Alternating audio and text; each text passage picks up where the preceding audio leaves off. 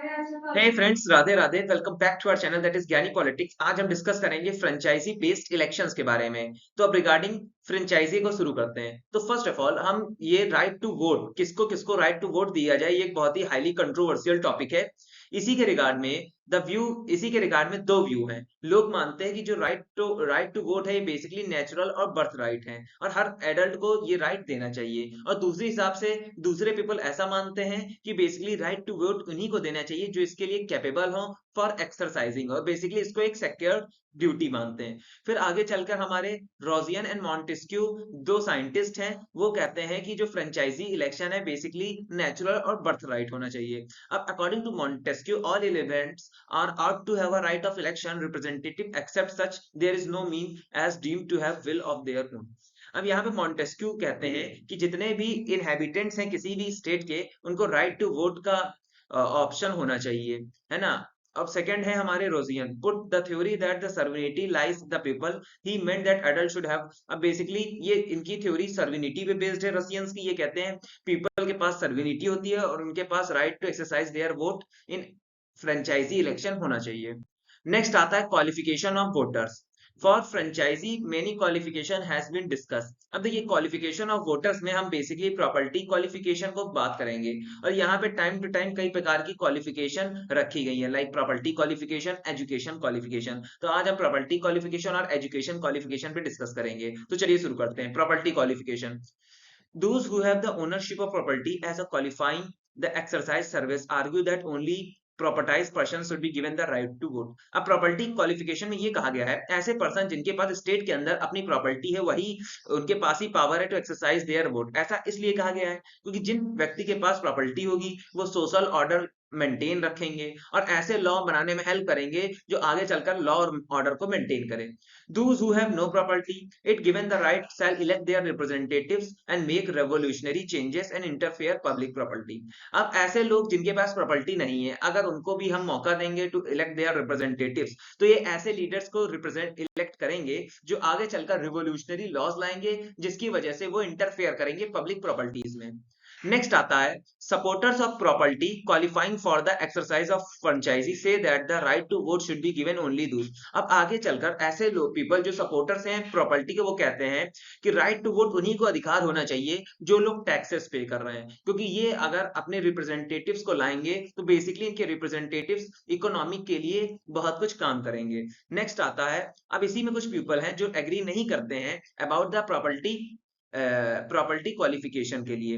तो ये कहते हैं since the law affected all the right of exercise should be given to all not only the property owner. ये कहते हैं कि जो लॉ बनेगा स्टेट में वो अफेक्ट करेगा सबको, तो जो representative right to exercise the franchise, right to elect their voters, right to cast their vote का जो हक है वो सबको होना चाहिए, ना कि प्रॉपर्टी ओनर्स को। सेकंड कहते हैं प्रॉपर्टी बेसिकली एक क्राइटेरिया नहीं है इंटेलिजेंस का। पुअर और अनएजुकेटेड मैन भी इंटेलिजेंट होते हैं, ठीक है। थर्ड है पीपल में बी एक्वायर्ड थ्रू। अब बेसिकली प्रॉपर्टी हम फ्रॉड के थ्रू रूप से और अनडिजायरेबल मीन से भी एक्वायर कर सकते हैं। तो बेसिकली एक्सेप्ट करना कि right to property basically property owners को देना ये बिल्कुल भी सही नहीं है, ये अनफेयर है। तो बेसिकली अब हम डिस्कस करेंगे franchise based on education qualification. तो फर्स्ट ऑफ ऑल जो सपोर्टर्स हैं franchise based on education qualification के, वो उनके arguments. First of all, if the illiterate person do not deserve their vote generally they are taken. देखिए basically illiterate person जिसको deserve नहीं करता है वोट्स और उसको हम राइट टू वोट दे देते हैं, तो बेसिकली वो ऐसा लीडर चूज करेगा जो स्पीच, कास्ट कंसिडरेशन और रिलेशनशिप पे बेसिकली वो अपना वोट उन्हीं को देगा जिनसे उनका रिलेशन अच्छा हो। इस प्रकार से एक इनकम्पिटेंट इम्प्रॉपर पीपल इलेक्ट होगा जो कि आगे चलकर कंट्री को हार्म पहुंचाएगा। सेकंड, अगर illiterate person, do you think the voting rights as a security. अब बेसिकली जो इलिटरेट पर्सन है उसके लिए वोटिंग राइट्स कोई भी सिक्योर ड्यूटी नहीं होगा, और यहाँ तक वो कोई भी कॉम्प्लेक्स प्रॉब्लम ऑफ कंट्री को के साथ भी डील नहीं करेगा। थर्ड है, if an illiterate person is given the right to franchise, there will be an equal influence of the vote of an illiterate and educated person। अब किसी भी illiterate person को हम right to vote की franchise दे दें तो इस प्रकार से एक वोट ऑफ एन illiterate और vote of an educated person equal हो जाएगा।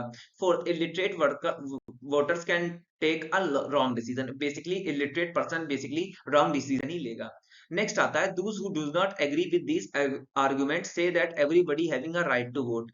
बेसिकली कुछ ऐसे लोग हैं जो जो इस आर्गुमेंट से सहमत नहीं है, वो कहते हैं सबके पास राइट टू वोट होना चाहिए क्योंकि लॉ सबको अफेक्ट करेगा। Secondly, government does not care interest of those person who have voting rights. अब बेसिकली जो गवर्नमेंट वर्क कर रही है स्टेट में, वो उन पर्सन के लिए इंटरेस्ट नहीं दिखाएगी जिनके पास वोटिंग राइट्स नहीं होगा।